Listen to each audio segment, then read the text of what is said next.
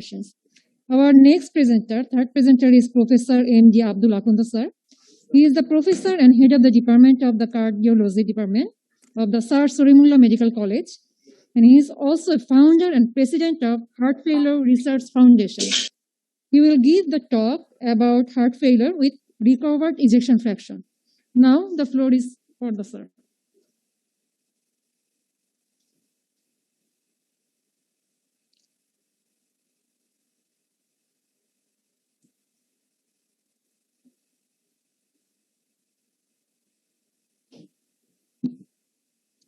Thank you for introduction. Honorable chairpersons, moderators, distinguished audience, good afternoon. My title of presentation is Heart Failure with Recovered Ejection Fraction. Recovery of the left ventricular function is a primary goal of the therapy in heart failure with reduced ejection fraction. Little is known about the natural history, prognosis, and need for the continued long-term therapies in patients when there is recovery of the left ventricular function. And recovery of the systolic function was associated with heart failure-related quality of life improvement. When we use the term recovery of the left ventricular ejection fraction, two terms come in discussion. One is the remodeling that leads to the development of the heart failure changes, and reverse remodeling that brings back the patient to normal function. So remodeling term first used by the Hockman and Bucky in MI model in 1982, characterized by the replacement of the infarcted tissue with scar tissue. In 2000, a consensus from the International Forum on Cardiac Remodeling was published. And cardiac remodeling was defined as a group of molecular, cellular, and interstitial changes that manifest clinically as the change in size, shape, and function of the heart failure after injury. So this remodeling may be physiological, may be pathological, and it might involve all four chambers of the heart. And changes occurs at the cellular, molecular, and anatomic levels that I already mentioned. And what is the clinical implication of the remodeling? This remodeling ultimately leads to the left ventricular dysfunction. That is the main consequence of cardiac remodeling, leads to the development of the heart failure. Second consequence is the arrhythmia. In remodeling is associated with malignant ventricular arrhythmias like ventricular tachycardia, ventricular fibrillation. Third is the infarct-related complication like thinning of the infarcted region and cavity dilatation. So reverse remodeling in medical and device therapy, it was found that device and medical therapy reduces the heart failure morbidity and mortality. It also decreases the left ventricular volume and mass, and more normal elliptical shape of the left ventricle is achieved with this therapy.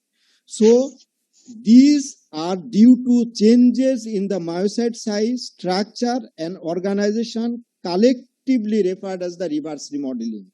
There is shift of the left ventricular end-diastolic pressure volume relationship towards the normal.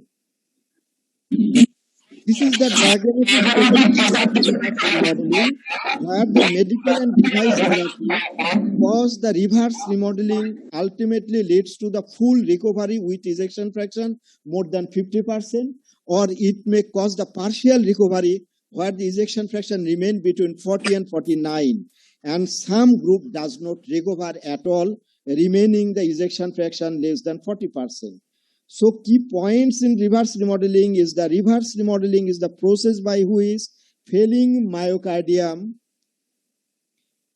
demonstrate normative changes in the chamber geometry and function, and might also include correction of the molecular and transcriptional abnormalities.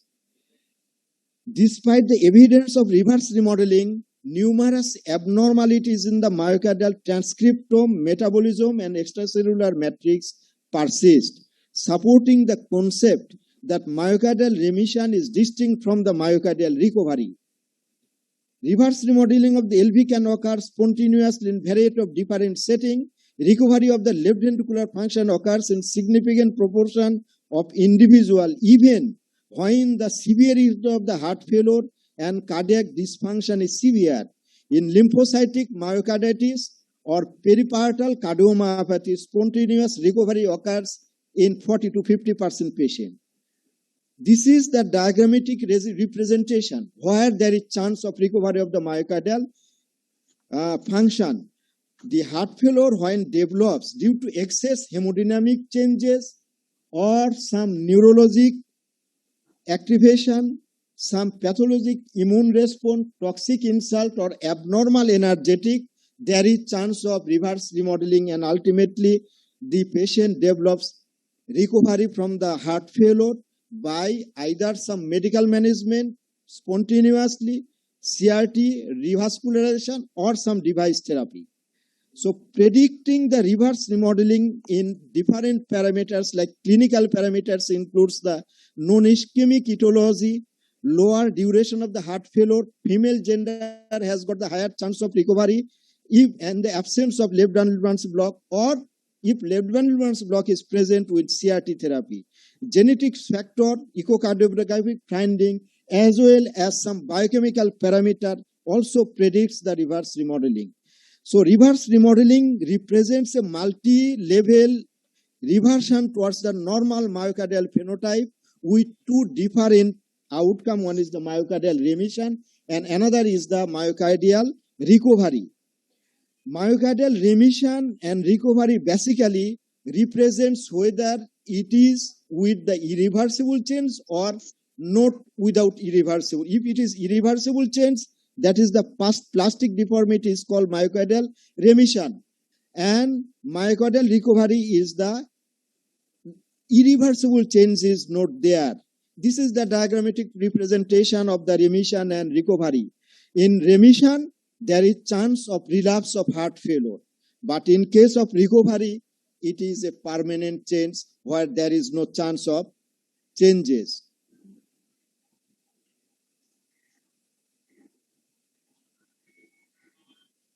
So working definition, if you look at the heart failure with recovered ejection fraction, it appeared as a new group of patient population. If you look at the classification of the heart failure, it was initially divided as the reduced ejection fraction and preserved ejection fraction, leaving a group in between the 40 to 49%. And later on in 2016, ESC guideline included it is as the mid-range ejection fraction. I think this group of recovered ejection fraction will be included as the fourth category of heart failure classification. So what is the working definition and recommendation of the JSC expert panel? Because there is no definition in these regards. So a working definition of the heart failure with recovered ejection fraction that is consistent with documentation of an decreased ejection fraction less than 40% as the baseline, equal to or more than 10% absolute rise of ejection fraction, or a second measurement is more than 40%. So these will be defined as the recovered ejection fraction. And guideline directed medical device therapy for patient with heart failure with recovered ejection fraction should be continued independently until the biology and clinical epidemiology of the heart failure with recovered ejection fraction is better understood. And also the patient should be followed up closely. If you look at the medical therapy, device therapy, the three therapies, among the medical therapy, the beta blocker, ACE inhibitor, ARB, and the aldosterone antagonist has got the documented evidence that plays role in recovered ejection fraction. CRT as well as the device therapy also documented. But among the drug therapy, only beta blocker can reduce the dilated left ventricular dimension, but other medical therapy can decrease the progression of the disease, cannot regress the heart.